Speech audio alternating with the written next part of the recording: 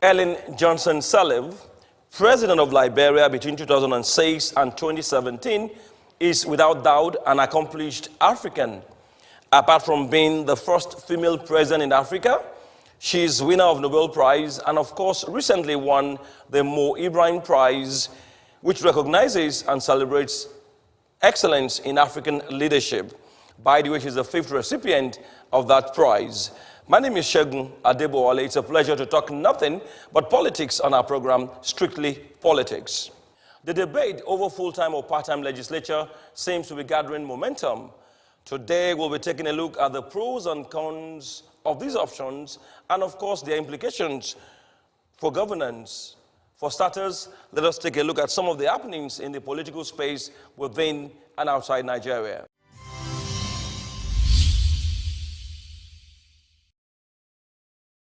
The Senate in Nigeria has warned the Independent National Electoral Commission against being misguided on the extent of the powers of the National Assembly in the amendment to the Electoral Act 2010.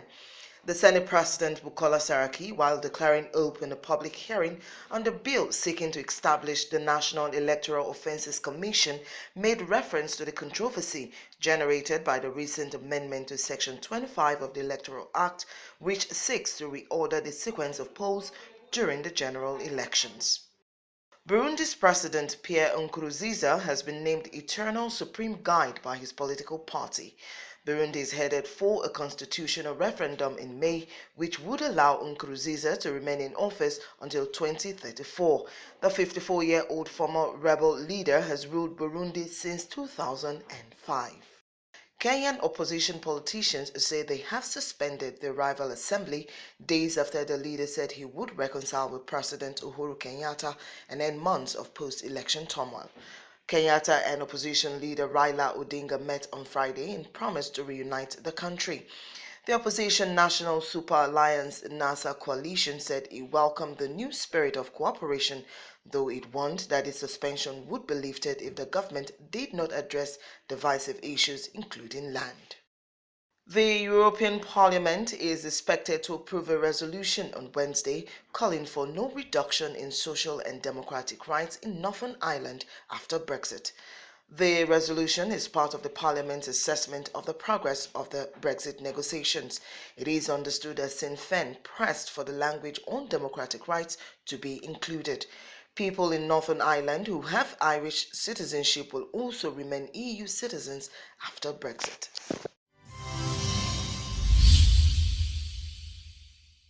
What would you prefer for the lawmaking arm of government in Nigeria? Will you prefer the full-time or part-time legislature? We went out and we spoke to some Nigerians about their preferences for either of these two options. I prefer part-time than full-time. I don't see what they are doing there. I don't see what they are doing there. So it's preferable to be a part-time job for them. When we talk of the permanent or full-time legislature, it's too costly, too expensive for Nigeria. And if it's part-time, they will only take allowances when they sit and discuss. And if you are not there, they will not pay you. So that one is more better than for us to be wasting Nigerian money. So therefore, they should consider part-time legislator. I support part-time. Reason because if you find out that even at national federal level, their sitting is just twice, Tuesday and Thursday, preliminarily if they have any. So if they have taken the whole day, Tuesdays discussing, and there is no bill that have been passed that is concrete. So I suggest that they should take part-time, probably one day, because the sitting allowance is even consuming the resources of the nation at federal level, at state level, at local government level. Actually, in Nigeria, the best legislative that we need in Nigeria is one house, and that house should be only part-time, because that's only what can save money for Nigeria to do capital projects. Part-time, the best is part-time. They should operate part-time, both senator, rep, part-time. That's what we do in America now. So you cannot engage our money for nothing.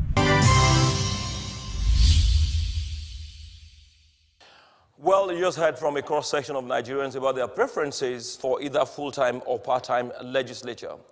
Moving away from these Nigerians, we had a one-on-one chat with a member of the House of Assembly in Lagos State. Who is he? What is his name? You will find out after this break. Level Plus app is bigger and better. Watch all our shows with just a click. Let him have the right to decide what happens with your body. Watch inspiring, informative, and entertaining programs. You can comment, like, and share. Watch our live TV and web TV on your mobile devices. Watch the big stories in real time or when you have the time. Experience Level Plus app right now. Download Level Plus app on Android, iOS, and BlackBerry. Go to Google Play Store, Apple App Store, or Windows Phone Store. Welcome to the bigger picture. Level Plus, beyond television.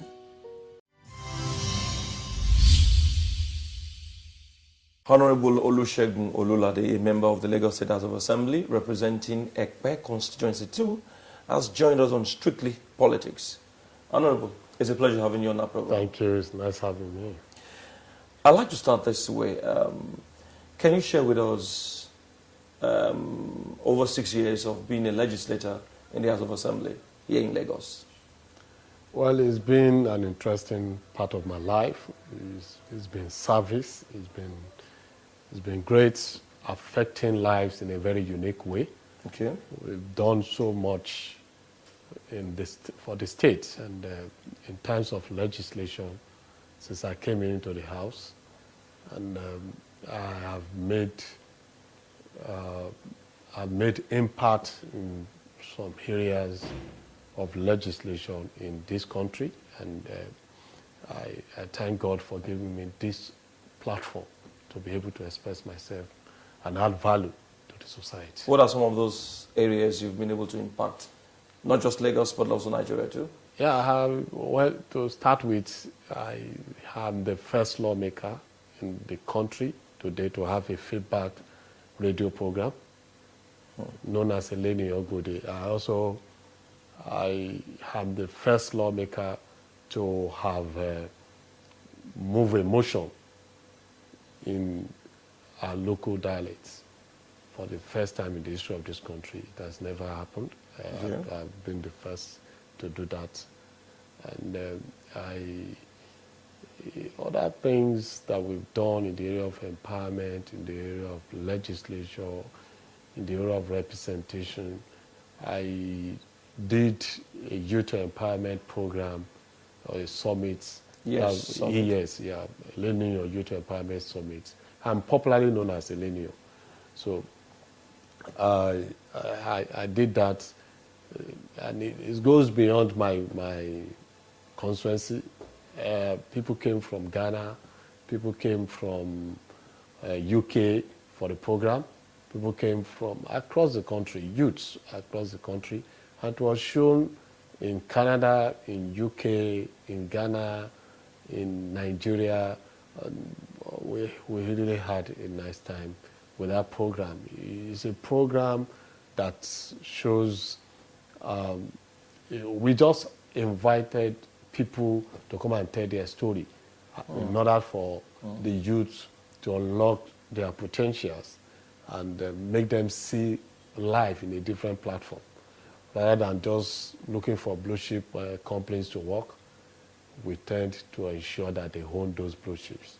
And that's our target, and we're able to reach out to over 1,000 youths in Lagos State and across the country. People came from as far as Port Harcourt, Kwara State in Ilorin, Ondo State, Oyo State, Ogun State, to participate. Even from Plateau, people came to participate. Abuja came to participate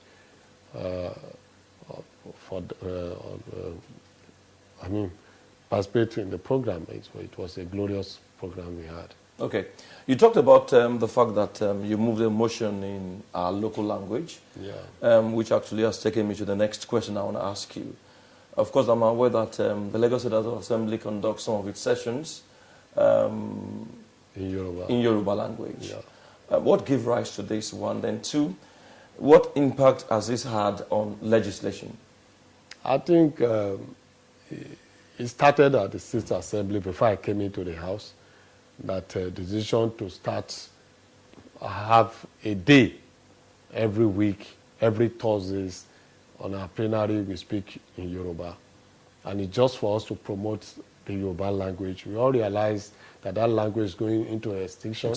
Okay. And we need, as a legislature, representing majorly a Yoruba-speaking state, and we need to also promote the language, and that's why you see that we started with the Yoruba-speaking day in the House, and by the time we now move forward, and that's when I moved the motion then that Yoruba language should be taught in our secondary schools and our primary schools for the language not to go into extinction, in order for us to promote Yoruba language. Today is now a law in Lagos State, and with Yoruba now as a subject, you can get admissions into all our tertiary institutions in the state. So we are doing a lot to promote that language, Yoruba. The Lagos State House of Assembly is more autonomous than most of the State House of Assembly, who perhaps may be described as appendages of the executive. How has this independence affected, positively or negatively, the House of Assembly here? Sincerely speaking, it has positively impacted the legislature and the legislative arm of government, because it is not too good. We serve two major roles as a legislature. One is to make laws. The other part of it is to do oversight.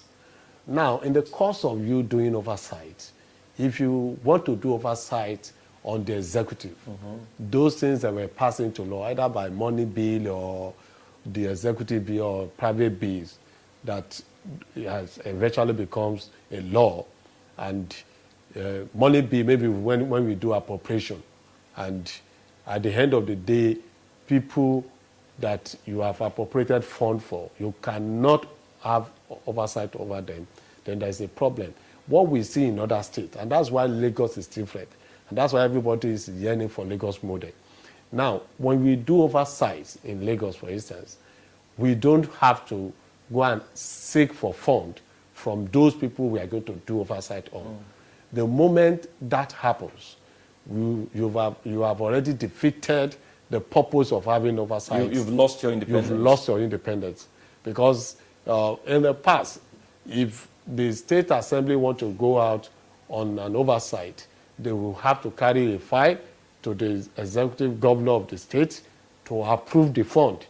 So if the governor decides not to approve the fund for the oversight, definitely no oversight will be done. And Nigerians or the citizens of those states will not have the best in terms of quality legislation and quality representation, because the executive can just decide, once they pass the bill, they just spend the money the way they want. But today, they know there's a check and balance in the course of governance. So if the executive have been if money have been appropriated for a certain, and that's why we also have what we call monitor in the budget.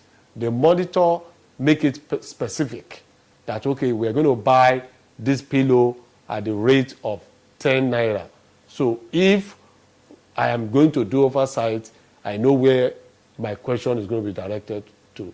Where is the pillow? How much did you eventually get the pillow?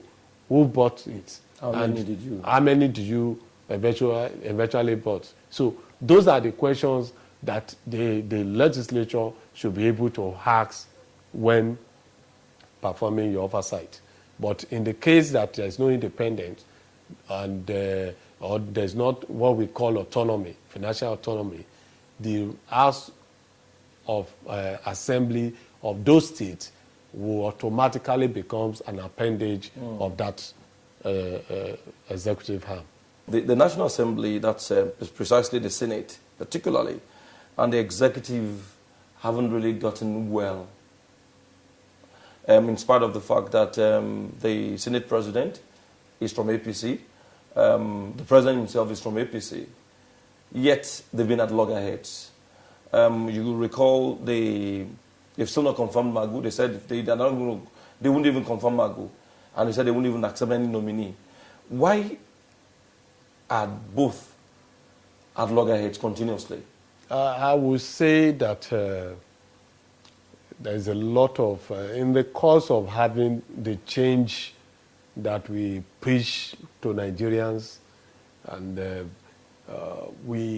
lot of people came in on board, and Nigerians were unable to identify those who you want to elect into that most important arm of government, the legislature. Because if these are the representatives of the people, and if they do not have the mind to serve the people they are representing, it becomes an issue. So, unfortunately for us, we started on a very wrong footing as a party, Okay. As a party and as a government. It's good when you don't need to be at par with the executive every time, but it becomes a challenge. It becomes a major problem once it now got to the point that we're trying to be selfish in our delivery to the public, and that's what we're playing now. Okay. Yeah, because I believe if we are out to serve the people, if our concerns are to ensure that dividend of democracy gets to the last man in our constituency, the last man in our communities, then we won't have problem. But the issue is that every Nigerians, every one of us that are in position of authority today, we always want to put ourselves before the country or before your constituency, and that's what is going on at the National Assembly. I believe that beyond the petty things, patriotism should play. We should look at it in a way that would this law, would this issue, with this policy of government add value to our people? If so, irrespective of who is there promoting or propagating that idea, we all support it and achieve it together, since we believe. But now we are seeing a lot of ego play. But I believe that maybe, and that's why I'm in support that we separate the presidency election from that of the National Assembly, so that Nigerians can identify if you can win an election on your own in your constituency. Let Nigerians vote for people who can represent them, irrespective of which political party it belongs to or which person. But that political party is also very, very important in deciding who to vote for. But political parties must also see to it that they present their best, so that at the end of the day, those who are going to be at the National Assembly will be people who genuinely have the interests of the people of this country. You just talked about the fact that there will be a separation of the election of the presidency from National Assembly. Yeah. And the Senate, particularly, recently amended the electoral framework, making the presidential election to come last, rather than the very first one. Don't you think they are being selfish? Well, it's in two ways. Well, people can say they are being selfish, but for me, I think it's even good. Why do we say they are being selfish? Because they want to have their own election first, and the presidential election should come last. Why not? that's my own personal opinion. Why not, if they so desire that the presidency or the presidential election should come last, fine. But there's nothing stopping us to also have the presidential election first. My own bone of contention is that let people identify who they want to vote for. Don't bring the presidential election with the National Assembly election together. Separate them. If the presidential election is going to come first, let it come first. Let it come first. Okay. If it's going to come last, no problem. I should have been able to make up my mind which president I'm going to vote for. A month, maximum a month to the election. So either it comes first or last. I don't see any problem in that. Some people have advocated for part-time legislators in Nigeria. Yeah. That, of course, an average lawmaker in Nigeria probably earns much more than the President of the United States of America. So why don't we have part-time legislators instead of full-time legislators? Let me be frank with you. I've heard so much about people saying such things, but I think we are missing it here.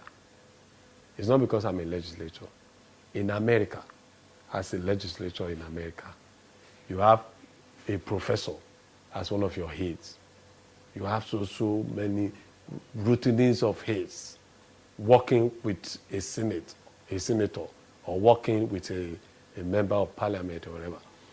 But here, can we pay those professors as researchers for a single... Yes, you can pay. Well, I disagree with the fact that you said we can, because over there you can't find a legislator who is going to pay for school fee, space, hospital bill, pays for apartment rentage, pays for naming ceremony, burial ceremony, roofing sheets, and all sort of, even to start up business and all sort of things. You can't find them even having an empowerment program like we do in this part of the world.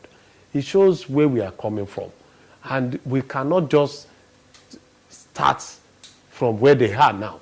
So the idea of saying that we can pay all the professors, pay all the heads, that the researchers that are working for them on a daily basis, and they do, why doing the research for and just one member of the parliament, they go as far as traveling left and right. When you pull all those funds together into the office of that parliament or of the legislature, you find out that the money is huge. And when you convert it, all these conversions that people are saying, when you convert it into naira, you discover we don't get paid as people thought we're being paid here in this part of the country, because you hardly have anything to take home. So what they do, I have the opportunity of discussing with a German member of parliament, and she was telling me that all she does, she has ever done, and she has been there for 18 years. And what she has ever done was when she have a campaign for a particular disaster that happened in an area, and that people are raising funds for those people in that area. And that was the only thing she did. So, and I was wondering, I said, all this while, so you just collect your pay, do your work, and go home, and nobody is asking you for anything. So who is going to ask? So, but here we don't have that kind of community here. So what we have is the constituents that would demand for A, demand for B, and demand for you to even feed them. Perhaps you subscribe to what the Emir of Kano, Sanusi, did say recently, when he said if we decide to divide the salaries of our lawmakers and we choose to empower one half and empower over 70,000 Nigerians. Maybe that would be better. Well, for me, I also buy into the idea of us having just a unicameral legislation at the National Assembly, rather than having this bicameral thing. And if we are going to just have the Senate, we have just the Senate. If we are having just the House of Reps, we just have House of Reps. But the idea of saying you cut the salary to empower, who is, I mean, let me tell you this. Those who are earning little salaries are even more corrupt than those who are earning fat salaries. Go and do your check. You'll find out that the civil servants that are in level 4, 5, 6, 7, 8, 9, and probably level 12 and 13 are thinkly rich through corruption. So when you look at it, it's not about the salary. The salary should also make you, we must be able to make our legislators, our representatives comfortable. Okay, yeah. Enough. So that they don't dip their hands into, you cannot ask somebody, if you don't fund EFCC, for instance, and the man that you ask to go and arrest somebody is earning 30,000 naira, and the man you want to go and arrest can dash somebody 30 million. Okay. So you can imagine. So, but for you to have the best, we must be able to fund and equip those, because a legislator is also doing a police work in terms of oversight.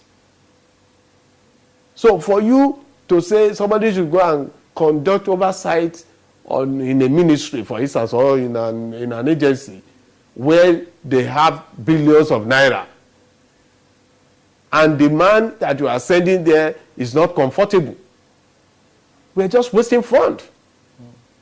So for me, it's better to have them equipped, well paid, and ensure that they do the job. Well, Honorable Olusegun Olulade, it's been a pleasure having you on our program. Thank you. Wish you the best of fortune as you proceed ahead in your ambition to be a member of the House of Representatives. Thank you so much for coming on. Thank you. Thank you for having me today. It's been a wonderful experience being with Love World Plus. Thank you. The program continues shortly. Do stay tuned. Good morning. Good afternoon. Good evening. From your favorite station, reaching you right where you are. At home, at work, or on the move. We are right at your doorstep. Never again miss a thing around the globe. We are minutes by minutes on world events. No matter how close or far from your world. News from the right perspective. News as it should be. We are Love World Plus News. Love World Plus News. Love World Plus News.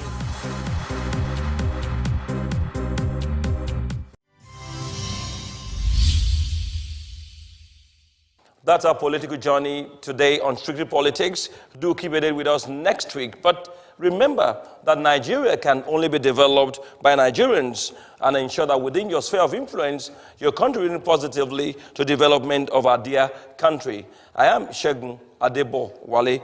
Bye for now.